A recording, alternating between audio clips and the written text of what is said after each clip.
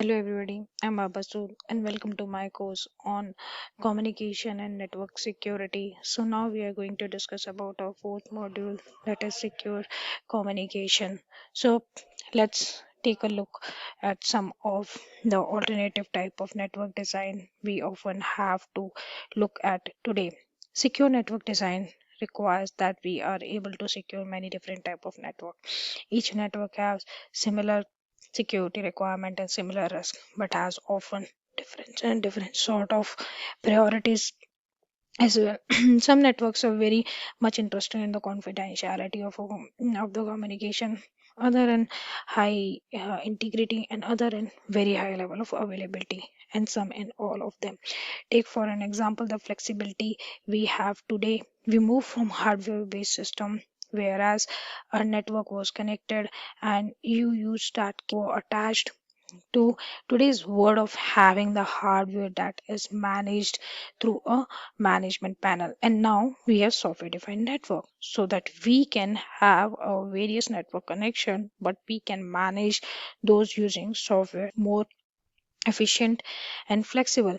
This improves things like reliability, can help with the delay in processing, latency, and can helps us latency ensures that ensure they have high available systems that is available to them at all the times. In line with this, we have also seen the development of micro segmentation, not something new, but something which is an evolution of we have done for a while now with the segmentation of networks and the area here of software defined networks.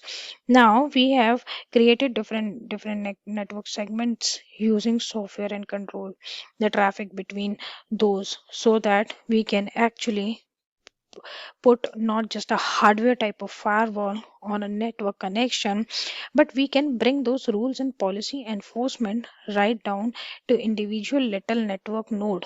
This allows us to have much better control over traffic going across different networks, but uh, going up and down to higher and lower level network. We often call them as an east-west or north-south. The idea of software-defined wide area network has also evolved in last while, so that now when we need to send the traffic across others telecoms or other types of carriers networks, we can find what is best route at that moment.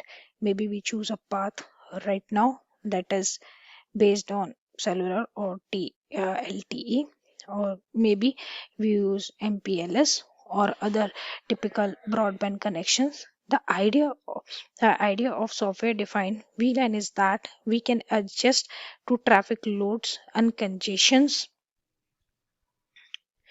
as well as respond to problem with latency and traffic delivery. We use a lot of content distribution network now, and a lot of them of course are used in the entertainment and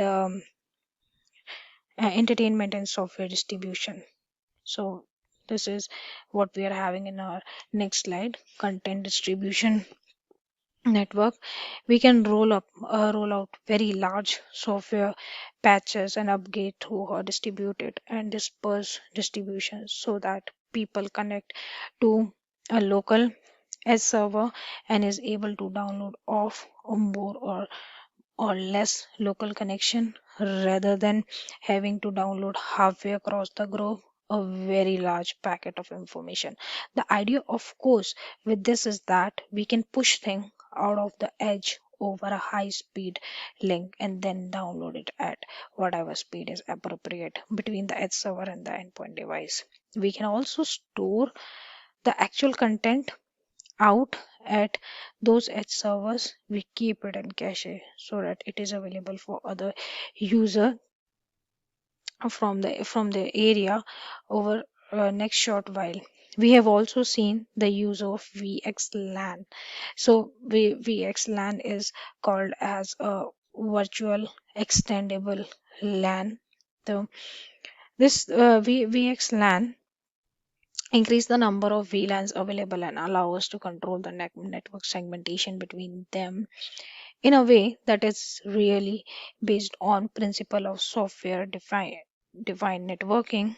We have with a VXLAN the spine connects the switches together and then off the switch to the endpoint devices. We have the leaf. We also can set up a secure connection between different endpoints using then VTEP, which is of course VXLAN tunnel endpoints. So thank you for joining me in this course. In the next session, we'll be discussing about wireless devices.